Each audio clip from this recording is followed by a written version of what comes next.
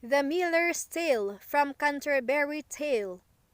The miller begins his story. There was once an Oxford student named Nicholas, who studied astrology and was well acquainted with the art of love. Nicholas boarded with a wealthy but ignorant old carpenter named John, who was jealous and highly possessive of his sexy 18-year-old wife, Alison. One day, the carpenter leaves and Nicholas and Alison begin flirting. Nicholas grabs Alison and she threatens to cry for help. He then begins to cry and after a few sweet words, she agrees to sleep with him when it is safe to do so. She is worried that John will find out, but Nicholas is confident he can outwit the carpenter. Nicholas is not alone in desiring Alison. A merry, vain parish clerk named Absalom also fancies Alison. He serenades her every night, buys her gifts and gives her money, but to no avail. Alison loves Nicholas. Nicholas devises a plan that will allow him and Alison to spend an entire night together.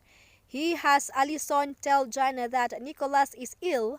John sends a servant to check on his boarder, who arrives to find Nicholas immobile, staring at the ceiling. When the servant reports back to John, John is not surprised, saying that madness is what one gets for inquiring into goddess privacy, which is what he believes Nicholas' astronomy studies amount to.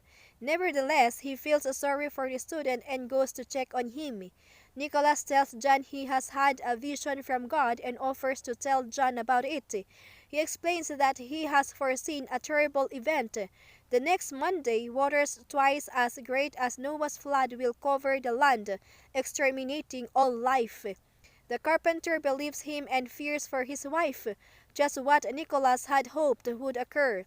Nicholas instructs John to fasten 3 tubs, each loaded with provisions and an axe, to the roof of the barn. On Monday night, they will sleep in the tubs, so that when the flood comes, they can release the tubs hacked through the roof and float until the water subsides. Nicholas also warns John that it is God's commandment that they may do nothing but pray once they are in the tubs. No one is to speak a word. Monday night arrives, and Nicholas, John, and Alison ascend by ladder into the hanging tubs.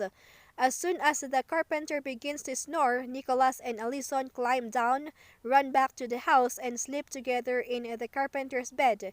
In the early dawn, Absalom passes by, hoping to stop in for a kiss or perhaps more from Alison. Absalom sidles up to the window and calls to her. She hoarsely replies that she loves another.